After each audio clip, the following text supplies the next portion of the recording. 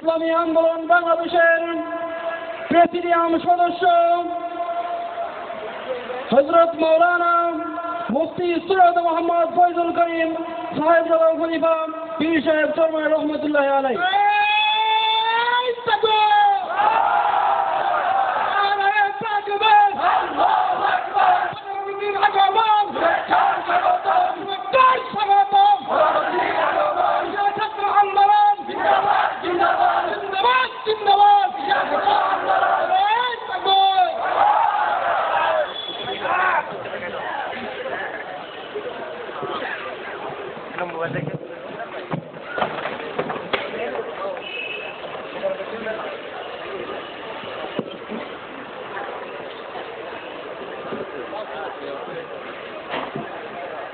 السلام عليكم ورحمة الله وبركاته.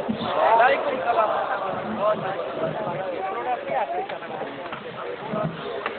نحمد ونصلي على رسوله الكريم أما بعد. أعوذ بالله من الشيطان الرجيم. بسم الله الرحمن الرحيم. يا أيها النبي جاهد الكفار والمنافقين واغلظ عليهم ومأواه جهنم وبئس المصير. شهد الشكر اللهم صل الله عليه وعلى آله وصحبه وسلم. ইসলামী শাসনতন্ত্র ছাত্র আন্দোলন কর্তৃক আয়োজিত আজকের স্বাধীনতা দিবস উদযাপন উপলক্ষে এই আলোচনা সভা সম্মানিত সভাপতি মুক্তিযোদ্ধা বৃন্দ, দেশ নিয়ে ভাইয়ের আমার, আজকে 40 বছর পরে স্বাধীনতা উদযাপন হতে যাচ্ছে। বিগত দিনে উদযাপিত হয়েছে, কিন্তু স্বাধীন আমরা হলাম কি হলাম না এই ব্যাপারে আমাদের অনেকের মধ্যে দ্বিমত আছে।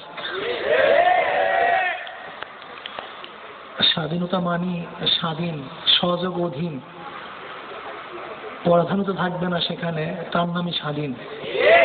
কিন্তু দেখা যায় বর্তমানে বাংলাদেশ যমুনা ব্রিজ করতে গিয়ে, পদ্মার উপরে ব্রিজ করতে গিয়ে নিজেরা স্বাধীন নয়। যদি বিশ্ব ব্যাংক মনে করে যে আমি অর্থায়ন করব না, তাহলে ব্রিজ বন্ধ হয়ে যায়। বিচার করতে গিয়ে যদি কোনো বিদেশ হুমকি দেয়, তাহলে বিচার বন্ধ হয়ে যায়। এই কাজ করতে গেলে যদি বিদেশ হুমকি দেয়, তাহলে তার সেই কাজ বন্ধ হয়ে যায়।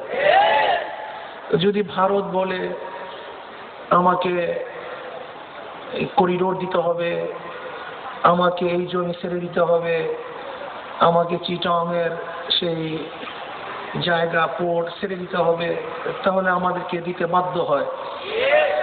এগুলি কেমন স্বাধীনতা? যেখানে আমরা স্বাধীন থাকবো, সর্বমত আমাদের থাকবে, যেখানে কোনো কালো ও সবল আমাদের কাছে আসবে না, বিষাক্ত কোনো সবলে আমরা সবলিত হব না, এর নামই তো স্বাধীনতা। যাই হোক, স্বাধীনতা আন্দোলন সম্পর্কে আমরা অনেকেই জানি।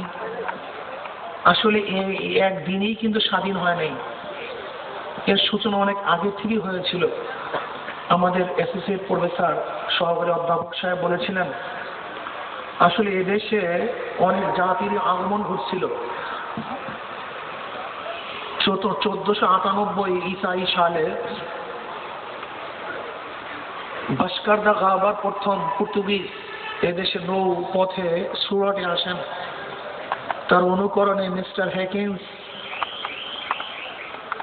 1600 ঈসাই সালে 220 সদস্য বিশিষ্ট এক কাফেলা নিয়ে এদেশে আসেন। 1608 ঈসাই সালে তৎকালীন জাহাঙ্গীরের থেকে ইস্ট ইন্ডিয়া কোম্পানি অনুমতি গ্রহণ করেন। সেখান থেকে শুরু করেই ব্রিটিশ আস্তে আস্তে ব্যবসার নামে এদেশ দখল করার চক্রান্ত শুরু করে। আপনারা জানেন 1717 পাক ভারত উপমহাদেশের 4টি প্রদেশ ব্রিটিশরা দখল করে। এরপরে 1757 পলাশির যুদ্ধে সিরাজউদ্দৌলা আত্মসমর্পণ কেন করলেন? কেন পরাজিত হলেন? তিনি আত্মসমর্পণ করেন নাই, পরাজিত হলেন। যুদ্ধের মাধ্যমে হন নাই, বরং মীর জাফর, ঘোষিদি বেগম শুধু মুসলমানের মধ্যেই মুনাফেক হয় নাই, উর্মি চাঁদ, করম চাঁদ, রায়দুল্লাহ বাবু, শেঠ বাবু, এই শেঠ বাবু, রায়দুল্লাহ বাবু, এরাই ছিল তৎকালীন ব্রিটিশদেরকে আশ্রয় প্রশ্রয় দেওয়ার সবচেয়ে বড় মাধ্যম। আপনারা জানেন হায়দারের ছেলে টিপু সুলতান ব্রিটিশদের বিরুদ্ধে আন্দোলন করেছিলেন, তিনি সম্মুখ যুদ্ধে হারেন নাই, বরং মির সাদেক 900 একর জমির লোভে ব্রিটিশদের সাথে হাতাহাত করেছিলেন। এরপরে ব্রিটিশরা শোষণ শুরু করেছে। 1803 ঈসাই সালে তৎকালীন দিল্লির সম্রাট জাফর থেকে দিল্লি দখল করে নেয়। 1803 ঈসাই সালে যখন দিল্লি দখল করে, সেই সময়ই শাহ অলিউল্লাহ মহদিস দেহলভী রহমতুল্লাহ আলাই প্রথম সন্তান শাহ আব্দুল আজিজ সাহেব রহমতুল্লাহ আলাই দিল্লির মসজিদে ঘোষণা দিয়েছিলেন, আজ থেকে পাক উপমহাদেশ এইটা বাইত হিসাবে হলো দারুল হারব, ব্রিটিশদের বিরুদ্ধে আন্দোলন করা প্রত্যেকটা মুসলমানের ফরজ হয়ে গেছে। আসলে আন্দোলনের সূচনা সেই দিন থেকে হয়েছিল, সেই দিনকেই আন্দোলনের বীজ রোপণ হয়েছিল।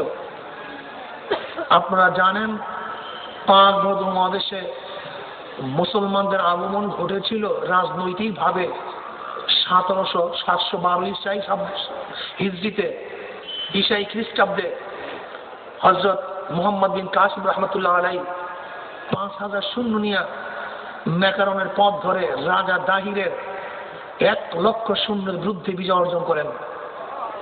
এর আগেও এই পাক উপমহাদেশে খাজা মাইনুদ্দিন চিশতি রহমতুল্লাহ কলেমার দাওয়াত নিয়ে এসেছিলেন।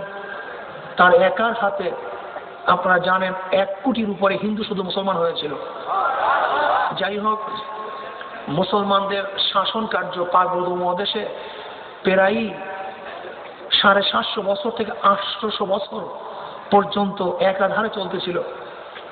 কিন্তু আমার প্রশ্ন হলো এই, যারা আজকে সাম্প্রদায়িকতাকে উৎখাত করে সাম্প্রদায়িক এক রাষ্ট্র কায়েম করতে চান, আমি তাদেরকে প্রশ্ন করব, যেই জাতি 750 বছর পর্যন্ত এসে শাসন করেছিল, তারা যদি সাম্প্রদায়িক হইতো, তাহলে এই পাক উপমহাদেশে একজন হিন্দুও থাকার কথা ছিল না, একজন খ্রিস্টানও থাকার কথা ছিল না, একটা মন্দিরে দেশে থাকার কথা ছিল না।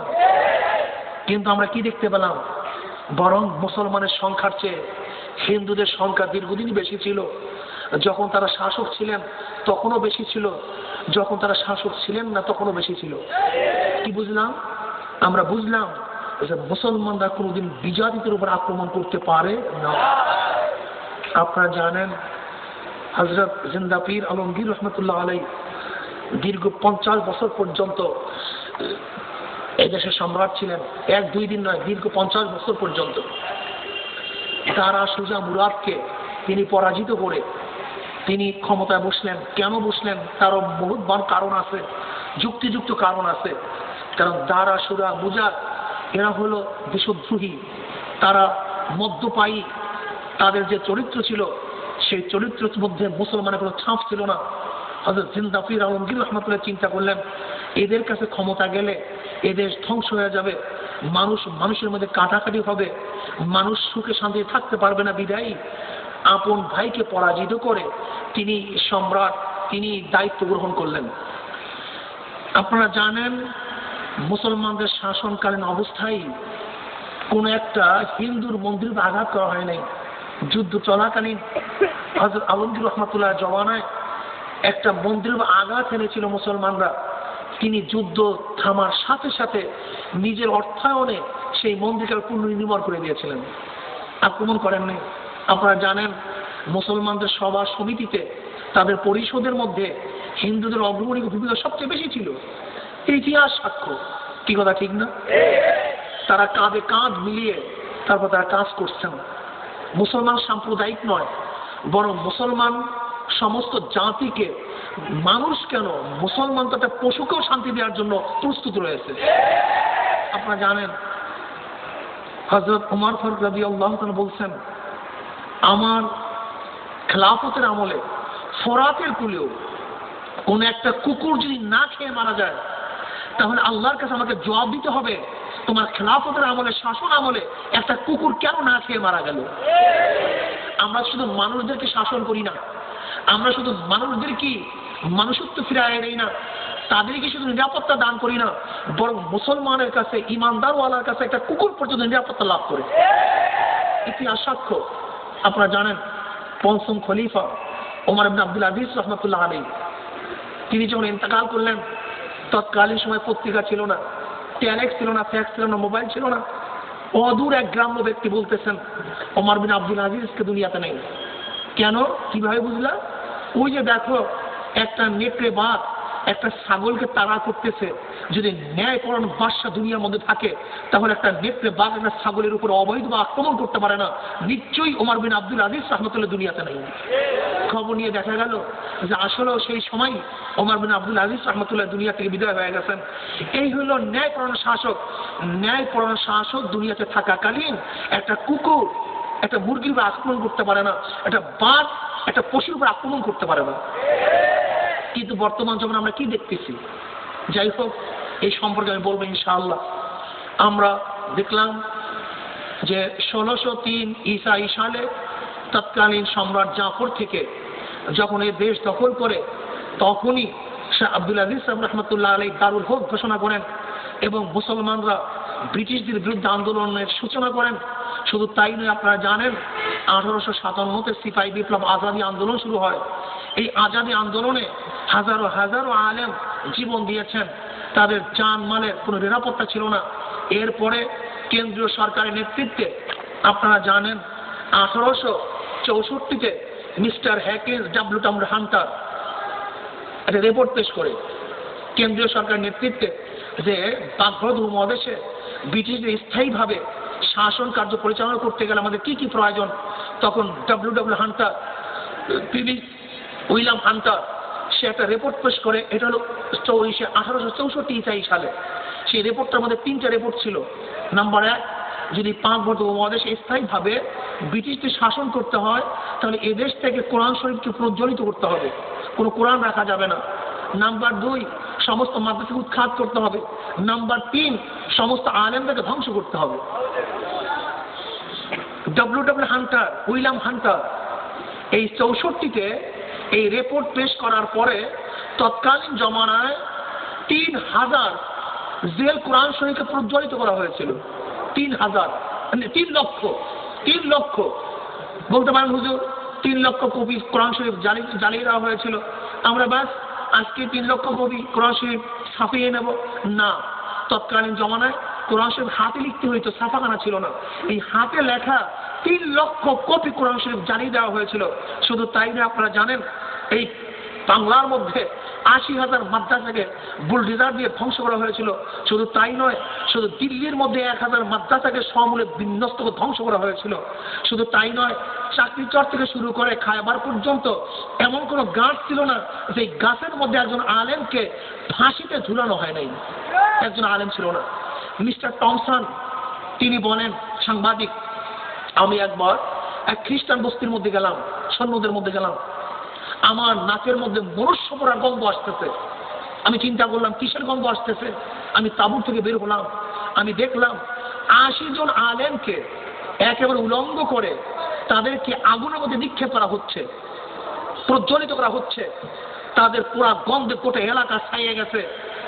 এরপরে আমি দেখতেছি আরো 80 জনকে উলঙ্গ অবস্থায় আগুনের কাছে নিয়ে আসতে বলা হইতেছে, তোমরা বলো যে তোমরা আজাদি আন্দোলনের শরীক ছিল না, যদি এই কথা বলতে পারো তাহলে আমরা তোমাদেরকে নিরাপত্তায় তোমাদেরকে ছেড়ে দেব। কিন্তু আলেমরা বলতেছে, খোদার কসম আমরা মিথ্যা কথা বলতে পারবো না, বরং সেই আজাদি আন্দোলন আমরা সম্পৃক্ত ছিলাম, ব্রিটিশদের বিরুদ্ধে আমরাই লড়াই করেছিলাম। তাদেরকে সেখানে প্রজ্বলিত করা হয়েছিল, কিন্তু তারা থেমে থাকেন নাই। আন্দোলন চলতেছে। এরপরে তার সাথে হিন্দুরা যুক্ত হয়েছে। 47-এ দেশ ডিভাইডেড হলো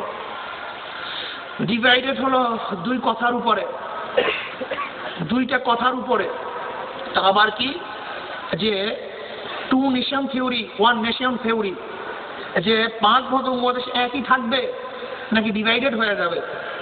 হোসাইন আহমদ মাদানী রহমতুল্লাহ আলাইহি সহ একজন ওলামায়ে কেরাম বললেন যে না, বাগদাদ উপমহাদেশ ছিল মুসলমানদের, এই দেশ ব্রিটিশরা দখল করছে মুসলমানদের থেকে।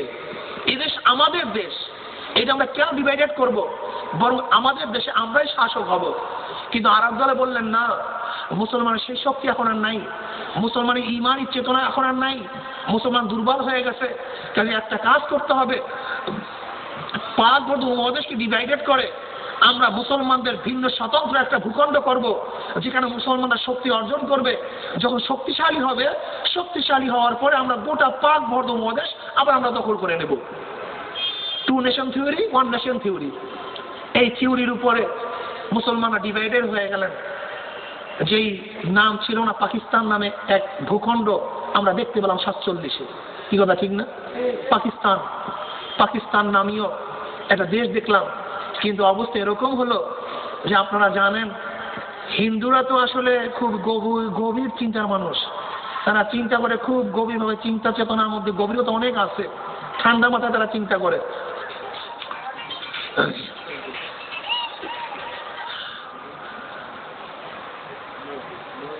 আপনার ব্রিটিশরা এদেশ ছেড়ে দিয়েছে, সবচেয়ে বেশি লাভবান হয়েছিল এই দেশ ব্রিটিশ দখল করার কারণে, সবচেয়ে বেশি লাভবান হয়েছিল হিন্দুরা। কারা? হিন্দুরা। কেন? শোনেন, এ দেশ দীর্ঘদিন পর্যন্ত শাসক ছিল মুসলমান, এরপরে আসছে ব্রিটিশ। তাহলে হিন্দুরা চিন্তা করতেছে এতদিন ছিলাম মুসলমানের শাসন অবস্থায় শাসিত, এখন তো আমাকে শাসন করে খ্রিস্টানরা, তাহলে আসলে ধর্মীয় দিক থেকে আমরাও যেরকম মোর্শেক তারাও সেরকম মোর্শেক, কমপক্ষে মুসলমানদের থেকে তাদের শাসন আমাদের কাছে অনেক গ্রহণযোগ্যতা হবে। এই কারণে হিন্দুরা সবচেয়ে বেশি ব্রিটিশদেরকে সহযোগী করার কারণে আবার ব্রিটিশরাও তাদেরকে অনেক বেশি বেশি দান করছে। কেমন? আপনারা জানেন এই দেশের জাগির প্রথা, এদেশের জমিদারি প্রথা, তালুকদারি প্রথা, চৌধুরী প্রথা, হাওলাদারি প্রথা এক সময় অধিকাংশ ছিল কাদের? মুসলমানদের। কাদের? মুসলমানদের। মুসলমানদের পরাজয় বরণ করার পরে সমস্ত জায়গির প্রথা, জমিদারি প্রথা, তালুকদারি প্রথা ছিনিয়ে নিয়ে ব্রিটিশ এককভাবে সব কিছু দান করলো হিন্দুদেরকে। হিন্দু বেচারারা কি করলেন? এই সুযোগ পেয়ে তারা যা না কিছু মুসলমানদের উপর আক্রমণ করা শুরু করলেন। এদেশের মুরব্বী যারা আছেন তারা জানেন, আমাদের দেশের হিন্দু জমিদাররা একসময় এরকম অবস্থা করছিলেন যে হিন্দু জমিদারের বাড়ির সামনে থেকে কোনো মুসলমান জুতা পায়ে দিয়া যাবে, এইটা খুব লজ্জাস্কর ব্যাপার, এটা তারা সহ্য করতে পারতেন না। মুসলমানের বাড়ির সামনে থেকে কোনো মুসলমান ছাতি মাথায় দিয়ে হাঁটবে, এইটা তাদের জন্য খুবই লজ্জাস্কর ব্যাপার। এমনকি মুসলমানের কোনো সুন্দরী মেয়ে ঘরে থাকবে, অথচ তাদের কাছে জমিদারের কাছে উপঢৌকন হিসেবে দেওয়া হবে না, এইটাও সহ্য করা যায় না। মুসলমানের বাড়িতে কোনো ভালো বড় মাছ হবে আর এইটা জমিদারকে অর্পণ করা হবে না, এইটাও সহ্য করা যায় না। মুসলমানদেরকে যা নয় তারা নিপীড়ন করছে, অত্যাচার করছে। এমন অত্যাচার করেছে তারা একটি ইতিহাস বললেই বুঝতে পারবেন। আপনারা জানেন হযরত ইব্রাহিম রাহমাতুল্লাহ আলাইহি তার ছেলের আকিকার সময় গরু জবাই করার অপরাধে রাজা গৌর গোবিন্দ তার হাত কেটে দিয়েছিলেন, তার বাচ্চাকে তার সামনে হত্যা করেছিল। যেই হত্যার পরিপ্রেক্ষিতে হযরত শাহজালাল ইয়ামান রাহমাতুল্লাহ আলাইহি তার বিরুদ্ধে আন্দোলন করতে বাধ্য হয়েছিলেন। কথা সত্য না মিথ্যা? আপনারা জানেন হিন্দু জমিদার বাবুরা এমন কিছু করলেন যা ইতিহাসের পাতায় এখনো স্বর্ণ অক্ষরে লেখা আছে। তিনি আমাদেরকে অত্যাচার, নিপীড়ন, অত্যাচার করলেন। যাই হোক, মুসলমান দুর্বল হয়ে গেল। আর ব্রিটিশরা এদেশে স্থায়ীভাবে শাসন করার জন্য মুসলমানদের মধ্যে, আমি আগেই বলেছিলাম, কিছু মুনাফিক সৃষ্টি করতে পেরেছিলেন। সেই মুনাফিকদের মধ্যে একজন ছিল স্যার সৈয়দ আহমদ, স্যার সৈয়দ গোলাম মোহাম্মদ কাদিয়ানি, আহমদ রেজা খান, গোলাম মোহাম্মদ পারভেজ। এই চার আহমদের মাধ্যমে একজনের বিরুদ্ধে আর একজনের বিরুদ্ধে ফতুয়া অমুক তমুক করে গোটা মুসলমানদের ডিভাইডেড ঘোরা গিয়েছিল। এরপরে আসেন মুসলমানদের মধ্যে মুনাফিক সৃষ্টি হয়েছিল। নামে মুসলমান কিন্তু কাজে সম্পূর্ণ খ্রিস্টান। নামে মুসলমান, কাজে সম্পূর্ণ কি খ্রিস্টান। যাই হোক, এরপরে থেকে আস্তে আস্তে মুসলমানের শক্তি দুর্বল হয়ে গেছিল। নাম মুসলমান কিন্তু তাদের চিন্তা চেতনায় ইসলামের কোনো ছাপ নাই, মুসলমানের কোনো ছাপ নাই, ইসলামের কোনো শিক্ষা নাই। আজকেও হাজারো পণ্ডিত আছে, হাজারো জ্ঞানী আছে, ডক্টর আছে যারা অনেক শিক্ষায় শিক্ষিত, কিন্তু সূরা ফাতিহা শুদ্ধভাবে পড়ার মতো তাদের কোনো যোগ্যতা নেই। অথচ নাম মুসলমান। কত দুর্বল কথা, কত মারাত্মক কথা। একজন ডক্টরেট অর্জন করবে, অথচ সূরা ফাতিহা জানবে না, উযুর মাসালা জানবে না, নামাজের মাসালা জানবে না। এটা হতেই পারে না, এটা হতেই সম্পূর্ণ ব্রিটিশ এবং খ্রিস্টানদের নীল নকশা। যে জন্ম হবে মুসলমানের ঘরে, ওরা মুসলমানদের বিরুদ্ধে ফতোয়া দিবে, মুসলমানদের বিরুদ্ধে লড়াই করবে, মুসলমানদের বিরুদ্ধে হত্যা করবে। কত সত্য না মিথ্যা? ব্রিটিশ খুব মারাত্মক এক চিজ। আজকেও দেখবেন আমরা কথায় কথা ব্রিটিশ কথা বলি কি বলি না, তুই ব্রিটিশ, খুব মারাত্মক চিজ। মুসলমানদের এই দেশে ব্রিটিশ আগমনের কারণে সবচেয়ে মুসলমানের যে জিনিসটা বেশি ক্ষতি হয়েছিল, মুসলমানদের কৃষ্টি কালচার সংস্কৃতির মধ্যে সবচেয়ে বেশি আঘাত এনেছিল। কি কথা ঠিক না? যাই হোক, অনেক কথাই বলে ফেললাম, আমি শেষ পর্যন্ত বলবো, দেশটা ডিভাইডেড হয়ে গেল। হিন্দুরা চিন্তা করলো যে এই দেশ ডিভাইডেড এমনভাবে করা হবে, যদি আপনারা কেউ যান আমাদের এই সিলেট, তারপরে আপনারা যদি যান রংপুরে, আপনারা যদি যান লালমনিরহাটে, আপনি চিন্তাই করতে পারবেন না এইটা কিভাবে, এই দেশটা এইভাবে কিভাবে ডিভাইডেড হয়। যতগুলি পাহাড়, সমস্ত পাহাড়গুলি ভারতের মধ্যে, যেখানে সমস্ত সম্পদ আল্লাহ পাক জমা করছেন সব ভারতের মধ্যে, আর যেখানে কোনো সম্পত্তি নেই সেটা বাংলাদেশের মধ্যে। এটা কোনোদিন সম্ভব? অথচ 1 ইঞ্চি যদি ম্যাপের মধ্যে, 1 সুদ যদি ম্যাপের মধ্যে আটটা দেওয়া হয়, তাহলে গোটা পাহাড়গুলি আমাদের মধ্যে পড়ে। কিন্তু ব্রিটিশ এই দেশকে এমন ভাবে শোষণ করছে, আমাদেরকে এমন ভাবে হত্যা করছে, শুধু হত্যাই করে নাই, আমাদের কিয়ামত পর্যন্ত আগত সমস্ত মানুষদেরকে এমন ভাবে জবাই করে ফেলছে, আজ পর্যন্ত কিয়ামত পর্যন্ত সেই থেকে উত্তরণ করা আর মুসলমানদের জন্য সম্ভব নয়। আপনারা দেখছেন, সেখানে যাবেন, গিয়া দেখবেন এখান থেকে এতটুকু ভারতের, এতটুকু বাংলাদেশে মিনিট নেওয়া যায় না। এই ভাগ কে ভাগ করলো? কে অধিকার দিল তাকে এই ভাগ করা? শোনেন, খুব মারাত্মক এক ইতিহাস। যাই হোক, এরপর থেকে মানুষের মধ্যে আন্দোলনমুখী এক জজবা পয়দা হয়। 47-এর পরে 60 সাল, এরপরে ভাষা আন্দোলন। এই ভাষা আন্দোলন ছিল আসলে বাংলাদেশ পাকিস্তান ডিভাইডেড হওয়ার মূল আন্দোলন। ওরা চিন্তা করলো ঘটনা কি, ভারত এত বড় দেশ, সেই ভারতটা কিভাবে ঐক্যতা এখন পর্যন্ত বজায় আছে। তারা চিন্তা করে দেখলো যে শুধু ভাষা ভিত্তিক যে এই দেশ, সেই দেশটা এইভাবে কিভাবে ঐক্য। তারা চিন্তা করছে ভাষা ভিত্তিক। সে দেশের জাতীয় ভাষা কি? হিন্দি। জাতীয় ভাষা কি? হিন্দি। এর থেকেই তৎকালীন পাকিস্তানের মনে করলো যদি আমরাও ভাষা ভিত্তিক উর্দুকে জাতীয় ভাষা করি, তাহলে মানুষ মনে করবে ও দেশ আর আমাদের দেশ এক। তখন এই দেশের মানুষ আন্দোলন শুরু করলো, না, আমরা উর্দু ভাষাকে বাংলা জাতীয় ভাষা হিসেবে মানি না, আমাদেরকে করতে হবে কি, বাংলা ভাষাকে জাতীয় ভাষা হিসেবে করতে হবে। 52-তে আমরা সাকসেস হলাম। এরপরে সেখান থেকে সূচনা হয় আন্দোলন। সে 47-এর ডিভাইডেড পরেই আন্দোলনমুখী 52-এর পরেই আমরা আন্দোলন শুরু করলাম। 69, 70, 71, 72 সালে যখন যুদ্ধ চলতেছিল, তখন আমাদের নেতাজি তিনি তখন ছিলেন পাকিস্তানে। 72 যখন সাকসেস হলাম আমরা, 72 যখন আমরা স্বাধীনতা অর্জন করলাম এই দিনে, তখন কিন্তু শেখ সাহেব ছিলেন কোথায়? পাকিস্তানের কারাগারে। তিনি কিন্তু স্বাধীনতা আন্দোলনের সময় এখানে ছিলেন না, থাকতে পারেন নাই, তিনি তখন কারাবদ্ধ ছিলেন। তিনি এই যে 30 লক্ষ আপনারা শুনেন, এই 30 লক্ষ সংখ্যা কিন্তু আমাদের দেশের কোনো মানুষই এটা দেয় নাই, বরং তিনি কারাগার থেকে সরাসরি 9 জানুয়ারি তিনি পাকিস্তান ইংল্যান্ড চলে গেলেন। 9 জানুয়ারিতে ইংল্যান্ড চলে গেলেন। ইংল্যান্ড গিয়ে তিনি বলতেছেন 30 লক্ষ মানুষের জীবনের বিনিময় বাংলাদেশ আমরা স্বাধীন করেছি।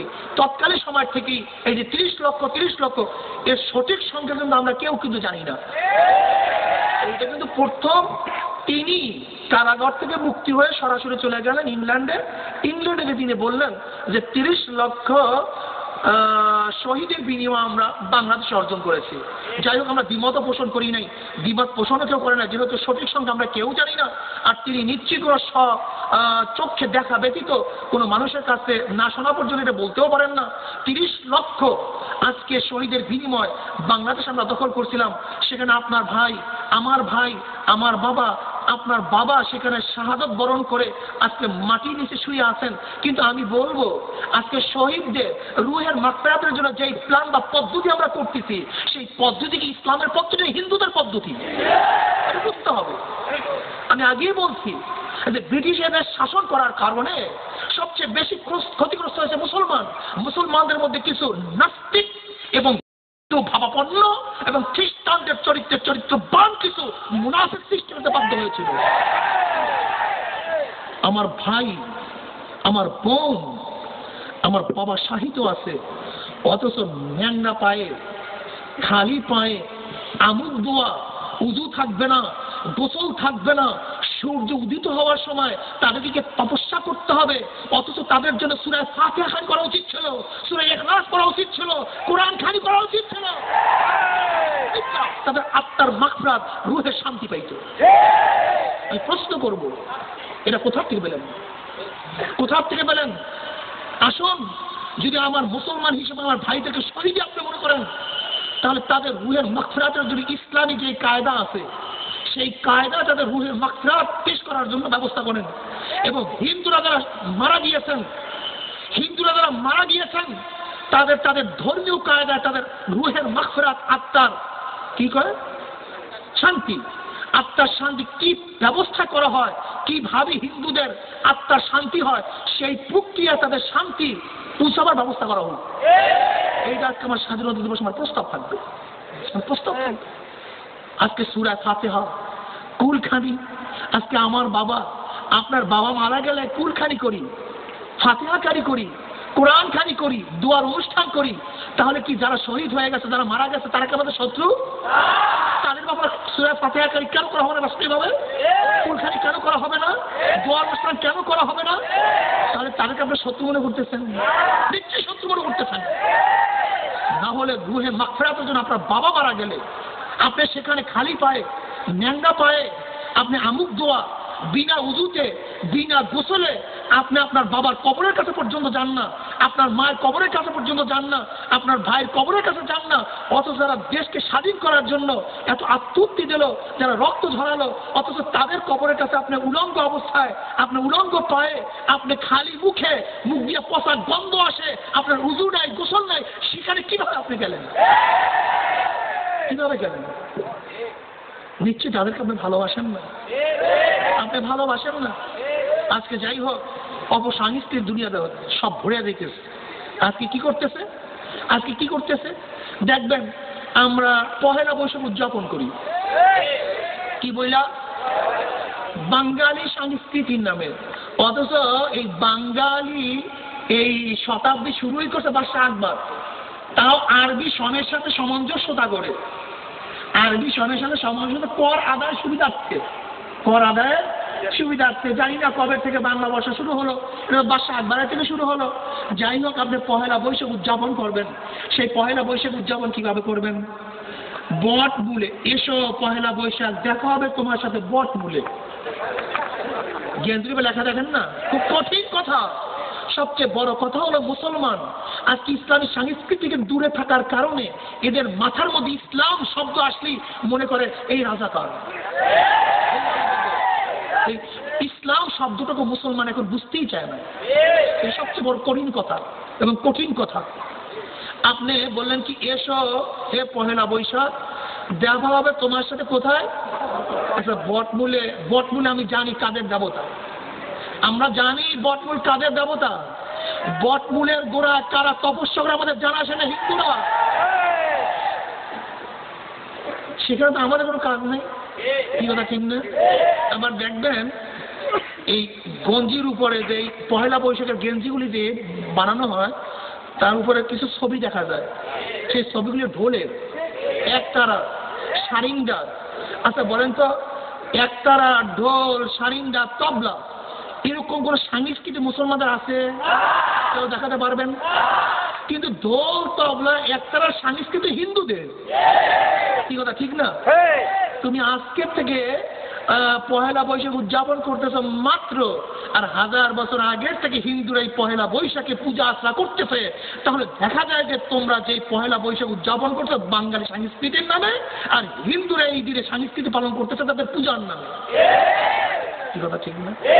লাল পাইরে শালু, উলুধ্বনি, রাখি বন্ধন, ইলিশ মাছ, পান্থা ভাত, এগুলি কোনো বাঙালি জাতির সংস্কৃতি নয়, বরং মনে করতে হবে হিন্দুদের থেকে ধার করা কিছু মুনাফেক মুসলমানের উদ্ভট সংস্কৃতি। আসুন, মুসলমানের গোষ্ঠী সাম্প্রদায়িকতা দাঙ্গা, আপনারা বলবেন সাম্প্রদায়িক দূর করতে চান? যদি সাম্প্রদায়িক দূর করতেই চান তাহলে আমাদের সহকারী প্রফেসর সাহেব বলছিলেন, খুবই ভালো লাগছে, আমরা সাম্প্রদায়িক দূর করে সবাই ঐক্যতা করবো। তো আমি যদি বলি তুই রাজাকার, তুই আলবদর, তুই আসাম, তাহলে এক হইলে আমরা ভিন্ন হলাম। আমরা ভিন্ন হলাম কেন? যদি এই কথা বলে তুই হিন্দু আমি মুসলমান তুই খ্রিস্টান, এতে যদি ঐক্যতা বিনষ্ট হয়, ঐক্যতা না থাকে, তাহলে আমিও যদি বলি তুই রাজাকার, তুই আলবদর, তুই আসাম, তাহলে ঐক্যতা বিনষ্ট হলো না ঐক্যতা রক্ষা হলো? বিনষ্ট হলো। তাহলে কি হলো? আমি ঐক্যতা বিনষ্ট করলাম। এক হইলাম কোথায়? এই চেয়ারের মধ্যে 5 জন আছি, 5 জন যখন একই কথা বলবো তখন সবাই ঐক্য। যখন আমি আমার মধ্যে ডিভাইডেড করে দেবো তখন ঐক্যতা হলো কোথায়? থাকবে কোথায়? আসলে সব হলো কি বলবো, সব হলো ধূম্রজাল। কালো এক থাবা আছে আমাদের পিছনে, আমাদের গ্রাস করতে চায়। কি কথা ঠিক না? এর জন্য মুসলমানদেরকে বুঝতে হবে, স্বাধীনতা সম্পর্কে আমাদের জানতে হবে, মনে করতে হবে শেষ লোকমাই পেট ভরে না, এর আগে অনেক লোকমা আমার পেটের মধ্যে গিয়েছিল। কি কথা ঠিক না?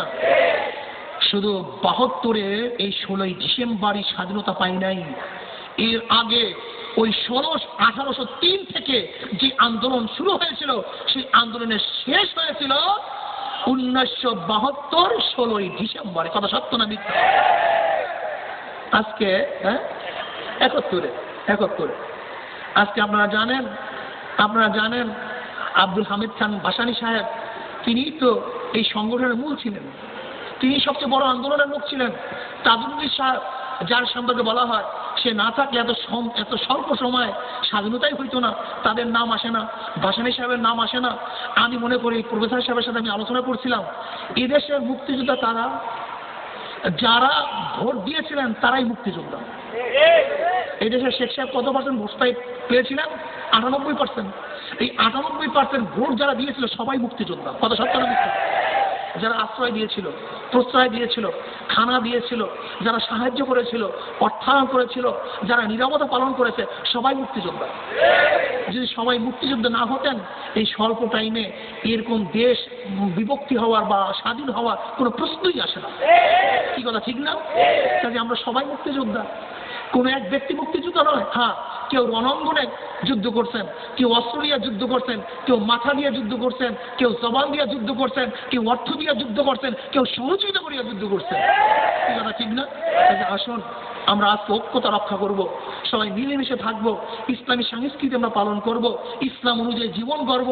যদি ইসলাম অনুযায়ী জীবন করতে পারি তাহলে হিন্দুরাও নিরাপত্তা লাভ করবে, খ্রিস্টানরা নিরাপত্তা লাভ করবে, সমস্ত মানুষ নিরাপত্তা লাভ করবে, সমস্ত জানোয়াররা নিরাপত্তা লাভ করবে। আল্লাহ পাক আমাকে এবং আমাদের সবাইকে ইনশাআল্লাহ স্বাধীনতার এই দিনে আজকে আমাদের এখান থেকে শিক্ষা গ্রহণ করার তৌফিক আল্লাহ পাক দান করুক। ওমা আলাইনা ইল্লাল বালাগ। আসসালামু আলাইকুম ওয়া রাহমাতুল্লাহি ওয়া বারাকাতুহু। সবাই দোয়া করো, আল্লাহুম্মা আমিন রব্বানা যালামনা আনফুসানা ওয়া ইল্লাম তাগফির লানা ওয়া তারহামনা লানাকুনান্না মিনাল খাসিরিন।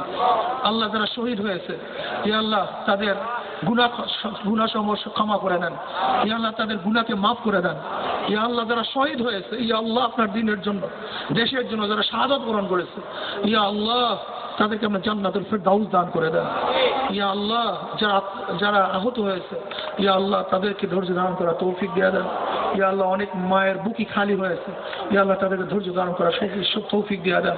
ইয়া আল্লাহ আসমানি গজব জমিনি গজব থেকে আমাদের রক্ষা করেন।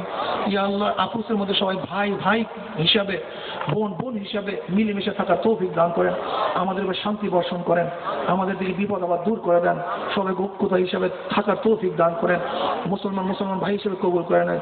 সুবহান রাব্বিকা রাব্বিল ইজ্জাতি আম্মা ইয়াসিফুন ওয়া সালামুন আলাল মুরসালিন আলহামদুলিল্লাহি রাব্বিল আলামিন। আসসালামু আলাইকুম ওয়া রাহমাতুল্লাহি ওয়া বারাকাতুহু।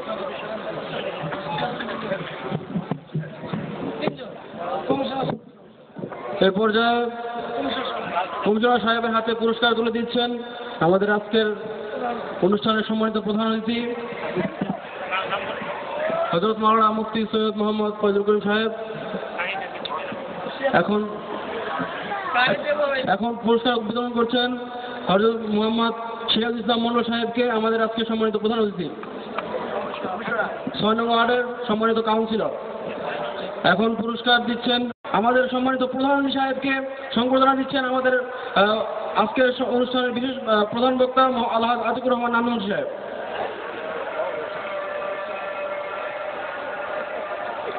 মারহাবা, আলহামদুলিল্লাহ। দুইটা মাহফিল আছে, আমি দুইটা মাহফিল আছে, চলে যাই। আসসালামু আলাইকুম। অনুষ্ঠান চলছে।